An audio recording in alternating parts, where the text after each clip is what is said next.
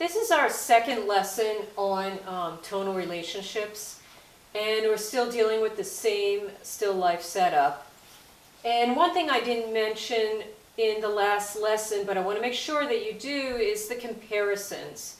And make sure that you compare, let's say, in my case, my apple to my whole width of my rice pot, and maybe that is equal to this lower apple to the top of my pot. And that relationship is correct because I've already done my comparisons. So look at some large relationships, something way across, and compare it to the height. And also compare your individual pieces and make sure that everything is the correct proportion and in the right place. Okay? That being said, let's go back to our tonal values. Now, the organization of these masses is what really gives you the visual impression in your drawing. It's not the details, and it's not the outline. Okay? So right now we've laid in our middle values, and we were comparing them to each other. The white of the paper is the lightest. The dark of my pot is the darkest. My apples fall in the middle range, but toward the dark. And my orange is in the middle range, but toward the light. And then my background is closer to my dark than it is to my light. It is darker than my middle values of my apples. Okay. The table is more related to the piece of paper. It is darker than the light area of my orange, but my orange is darker than my white piece of paper. Okay. Now, if something stands out, it's probably the wrong value. Okay. When I look at my drawing, it should appear to be unified and in overall harmony. Okay. So once you get the middle values related to each other, they start relating as a unit. There should be a real feeling of atmosphere and harmony. Okay, so you saw me go in the last time with these larger masses, right? I had mentioned in the assignment you could use a stomp. This is a stomp. Mine's a little smaller than the one that comes with the kit. But if you need to unify an area, you can use this. Don't use your finger because your finger has oil on it, and the oil will leave a residue on your drawing, and then you won't be able to make any kind of corrections, and it'll stand out. Okay? So this is the stomp. All right, and I talked about only a little bit about the strokes.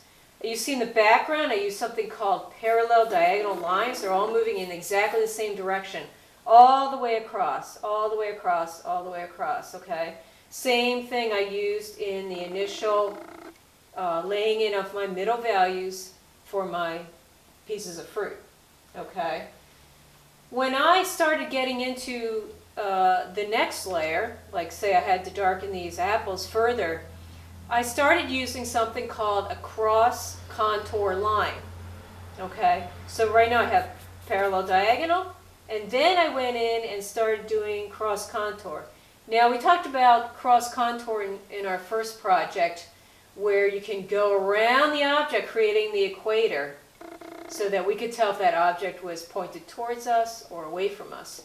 But we can also use it in our stroke to give a sense of volume to each of our objects, okay? So for this apple, I can go this way across my apple to get the sense of the volume going that direction, and then going in the opposite way, like this, okay? Same thing here, up, across, okay? That's called the cross contour, and that's going to add a lot of interest, okay, to each of these objects, because we have a very limited range of value, and we also want to describe the shape and the volume of each object. And especially if you do a bottle or a bowl, you definitely want to use your cross contours besides your parallel diagonals. Okay?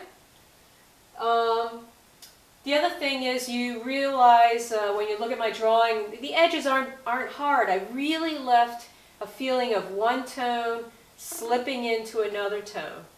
If I felt like I couldn't bring that closer object more forward, then I added a little bit darker along the edge. And we had talked about this in project 1, okay? So I had a little dark edge here. I added a little touch there, a little touch there, a little touch here, a little touch there. Not a lot, okay?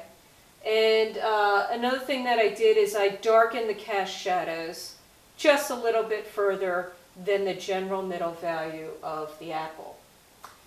The other thing is, I had talked about this in project 1, is if you want to pull out any lights, you can use your gray kneaded eraser.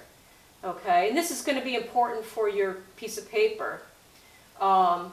So I felt like I needed to clean up this tone against this other value because I had overstepped the edge a little bit.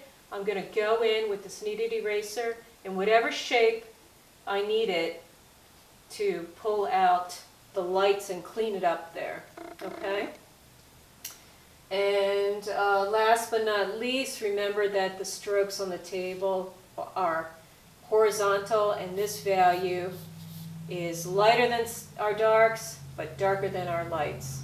And then I think that covers about everything. So remember that it's to get the unity and the harmony of your piece, it's comparing all these values against one another. And don't get into a lot of detail. Don't get into hard outlines. Because that will actually create hard edges and you won't have that sense of unity and harmony. And lastly, I want to show you just one more drawing from the previous semester, just in case you have a different setup. Here is a skinny bottle with an onion, a piece of paper, and a pear. And you can see how loose the edges are. But there's still the sense of atmosphere and unity because the tonal values are in the proper relationship to one another.